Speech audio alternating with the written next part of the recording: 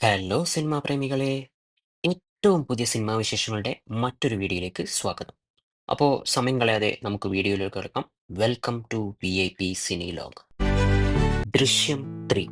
അതെ, നമ്മളെല്ലാം ഒരുപോലെ ആകാംക്ഷയോടെ കാത്തിരിക്കുന്ന സിനിമയാണ് ദൃശ്യം 3. മലയാളത്തിന് പുറമെ ഒട്ടേറെ ഭാഷകളിൽ റീമേക്ക് ചെയ്യപ്പെട്ട സിനിമയാണ് ദൃശ്യം.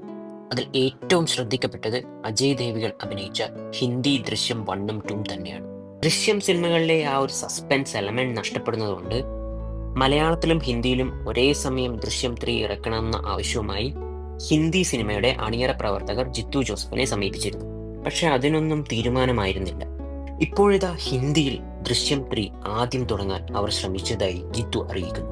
അതിനെ നിയമപരമായി നേരിടുമെന്ന് ജിത്തു പറഞ്ഞതോടെ അവർ പിന്മാറി.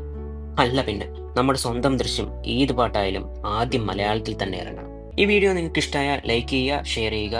ഇതുപോലെയുള്ള നല്ല നല്ല സിനിമാ വിശേഷങ്ങളും റിവ്യൂകളും അറിയാൻ ചാനൽ സബ്സ്ക്രൈബ് ചെയ്യുക.